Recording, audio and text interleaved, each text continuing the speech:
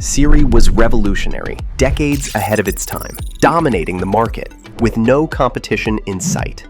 Until it wasn't. The rise of AI forced Apple to innovate. They couldn't do it. Deadline after deadline, engineers started walking out. Departments stepped down, only to start working for the competitor. Apple started launching products that weren't ready. They lost everything: talent, money, trust, control. Lawsuits started piling up, and the pressure became too much to handle.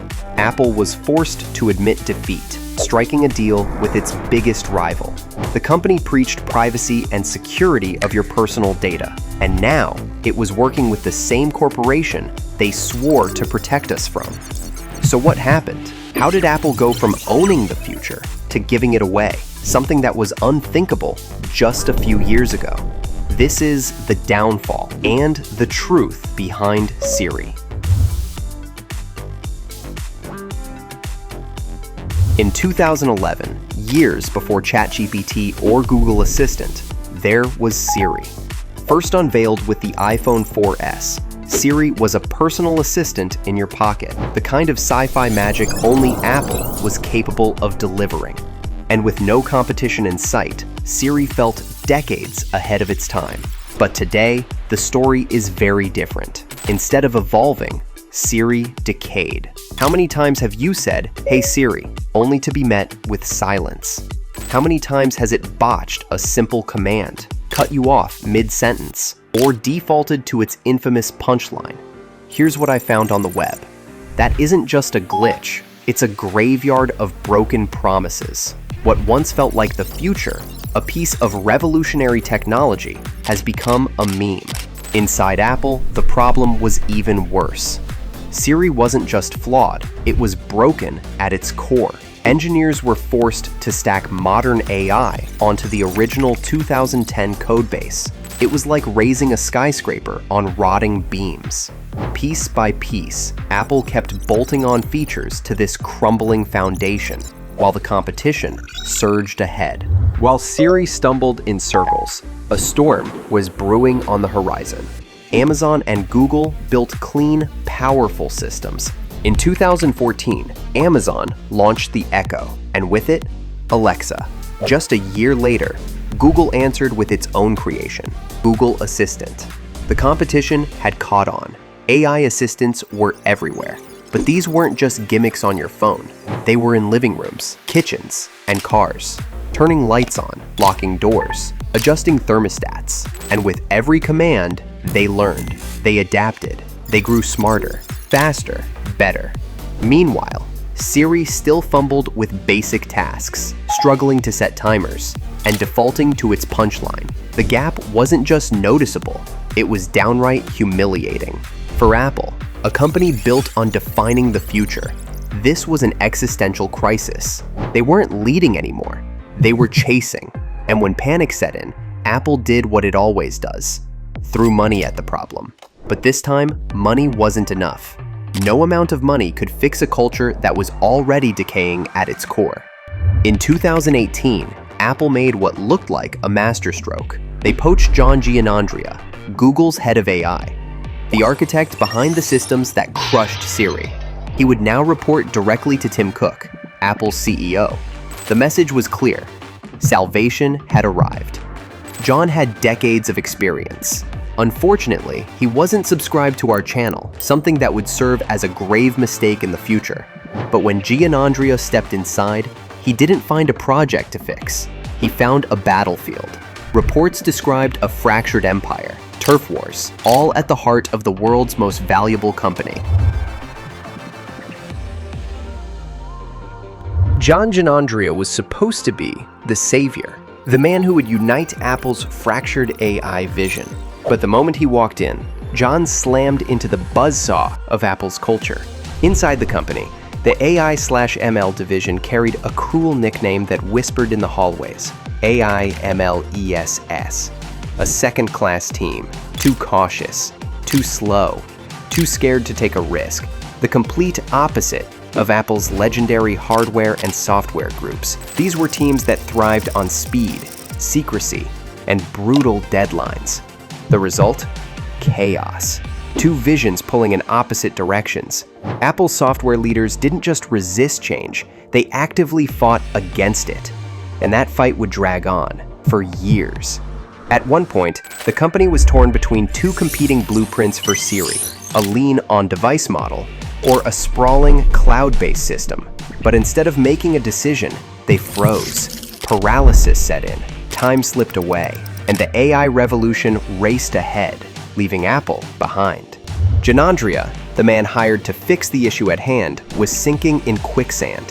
His authority was undermined, his vision blocked, his ideas dismissed. By early 2025, his responsibilities were stripped away, so his team could put more focus on the very same AI features they had already failed to deliver. Insiders now whispered that Janandria may walk away entirely, a stunning symbol of Apple's AI collapsing. And that dysfunction explained everything: why Siri feels clumsy, inconsistent, schizophrenic. Today's Siri isn't a single system, it's a Frankenstein, stitched together from competing parts, each pulling in a different direction.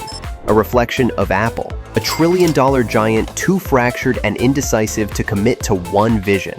John Janandria was helpless. His decades of experience served useless against the company's indecisive nature.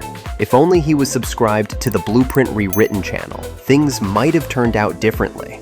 Don't make John's mistake. Subscribe to the channel. Back to the video. As Apple's internal wars dragged on, the company slowly began bleeding its most precious resource: talent. One by one, the brightest minds started walking out the door. What started as a trickle became a flood. Insiders called it a crisis of confidence. By early 2025, Apple lost its top AI engineers and researchers.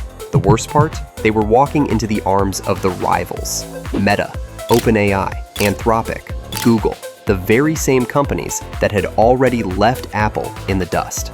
The biggest blow came with Ruming Pang, the man tasked with building the core of Apple Intelligence. His departure made national headlines, as he was poached by Meta with an offer so absurd it barely seemed real: $200 million.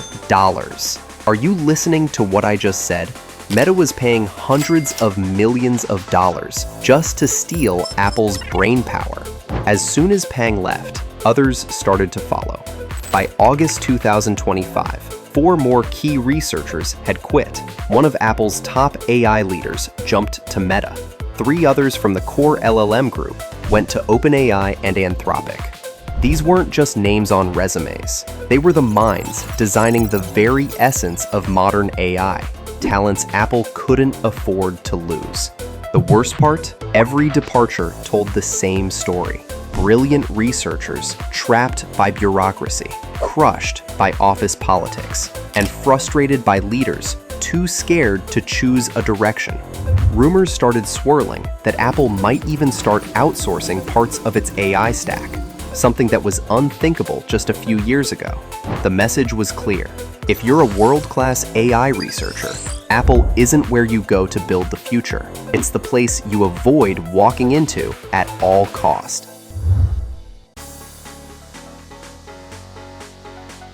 With Apple's AI slowly collapsing and its codebase in ruins, leadership turned to the one weapon that had never failed them before: marketing.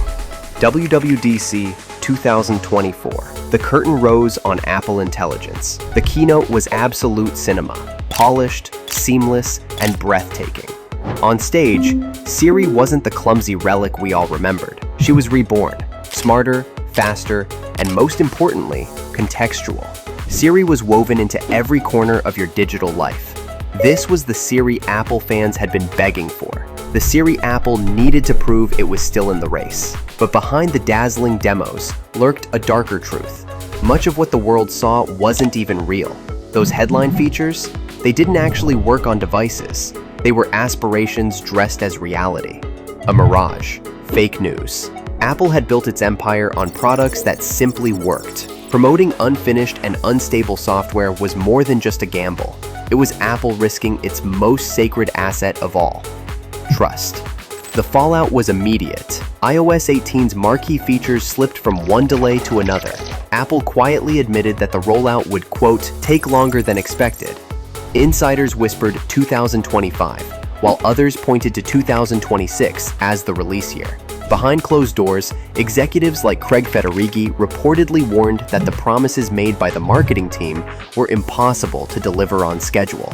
Then came the lawsuits. Plaintiffs accused Apple of running a pervasive marketing campaign built on a lie, claiming that the company was pushing fantasy features to sell iPhones the hardware couldn't power. As for the users who actually got the updates, they were treated to buggy Siri responses, broken notifications, and overheating devices.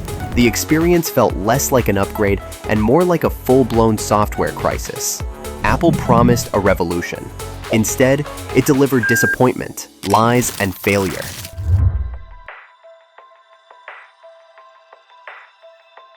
Apple was the company that built its empire on control, revolutionary hardware, and unique software. The company preached safety, security, and privacy, warning users never to trust Google with their personal data. But today, after losing all of its trust, engineers, and tablets, as well as racking up dozens of lawsuits, Apple has done the unthinkable.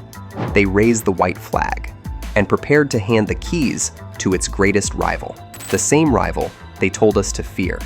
Multiple reports now confirm it. Apple has struck a deal to test Google's Gemini AI as the future brain behind Siri, Safari, and Spotlight, potentially implementing it into the operating system. Something like this would have been unthinkable just a couple of years ago. The partnership represented capitulation, a confession, surrender. After a decade, Apple failed to build an AI engine strong enough to power its own future. If the deal ends up closing, Siri may no longer be Apple's assistant by 2026. Your next iPhone may be powered by the same company Apple spent years telling us not to trust.